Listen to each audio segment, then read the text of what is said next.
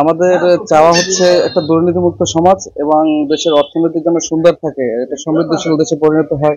আমাদের উন্নয়নের ধারা যেন ঠিক থাকে এবং আমাদের লেখাপড়া, বাংলাদেশের যে লেখাপড়ার ধারা, এটা একান্ত চেঞ্জ করা দরকার। যেহেতু আমি একজন শিক্ষক হিসেবে বলবো, আমাদের দেশের লেখাপড়ার একটা অভূত পরিবর্তন দরকার। আমরা চাই যে আমরা যেরকম একটা এই যে স্বৈরাচারী সরকারের পতন হয়েছে এবং নতুন একটা সরকারের দ্বার উন্মোচন হয়েছে, নতুন একটা ভালো সরকারের। আমরা চাই এই সরকার একটা সুনির্দিষ্ট ভাবে তারা দেশকে একটা সুন্দর পরিবেশ তৈরি করে একটা সুন্দর জাতীয় নির্বাচন আমাদের মধ্যে উপহার দেবেন।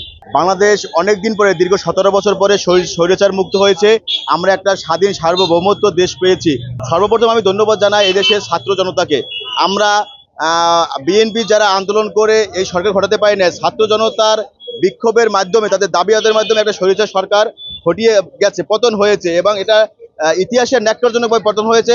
আমরা নূতন যিনি তত্ত্বাবধায়ক সরকার দায়িত্ব নেবেন তার কাছে আমরা একটাই অনুরোধ রাখবে যে একটি সমৃদ্ধিশালী দেশ গঠনে যেন তার অনেক ভূমিকা থাকে এবং রেমিডেন্স যোদ্ধা যারা দেশকে চালিয়ে রাখে তাদেরকে যেন সকল সুযোগ সুবিধা দেওয়া হয়। হ্যাঁ, যেমন মুক্তিযোদ্ধাদের সুযোগ সুবিধা হয়েছে, তেমনি ছাত্রছাত্রীদের কোঠার আন্দোলন, রেমিডেন্স যোদ্ধাদের আন্দোলন, হ্যাঁ, তাদেরকে যেন সকল সুযোগ সুবিধা দিয়ে যেন বাংলাদেশকে একটি সমৃদ্ধিশালী দেশ গঠন করতে পারে।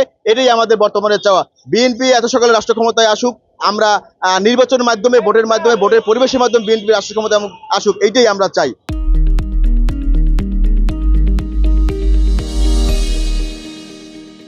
একজন শিক্ষার্থী হিসেবে বা তরুণ হিসেবে নূতন সরকারের কাছে নিরপেক্ষ এবং বাক স্বাধীনতা যাতে থাকে, মিডিয়া কর্মীদের যাতে নিরপেক্ষভাবে প্রচারের স্বাধীনতা থাকে এবং অন্যায়কে অন্যায় এবং যেটা দুর্নীতি মুক্ত একটি স্বাধীন বাংলাদেশ থাকুক, এমনটাই প্রত্যাশা। আমি মনে করি একটি দেশের সমৃদ্ধির জন্য সেটা হলো পর্যটন খাত।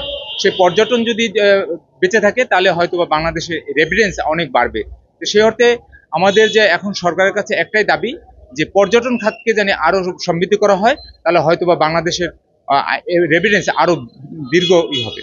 আমাদের নতুন সরকারের চাওয়া এবং দাবি, আমরা এই দেশেরই নাগরিক, এই দেশেই আমাদের জন্ম, স্বাধীনতা যুদ্ধে আমরা অংশগ্রহণ করেছি, সেই হিসাবে আমরা এই দেশে সবাই শান্তি শৃঙ্খলাভাবে মানে সবাই সম্প্রীতির সাথে আমরা বাঁচতে চাই এবং থাকতে চাই। আমরা যারা সাধারণ জনসাধারণ, আমরা যেন শান্তিতে একটু ঘুমাইতে পারি, আমরা শান্তিতে ব্যবসা করতে পারি। কোনো চাঁদাবাজি, কোনো ঘুষ, কোনো অফিসে গেলে ঘুষ ছাড়া কোনো কাগজে সাইন হয় না। এই যে দিকগুলো আছে, আরও কিছু দিক আছে যেটা সবাই জানে।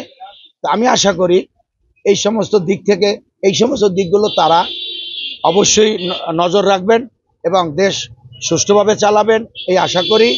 এবং যারা আসতেছে তাদেরকে আমি স্বাগত জানাই।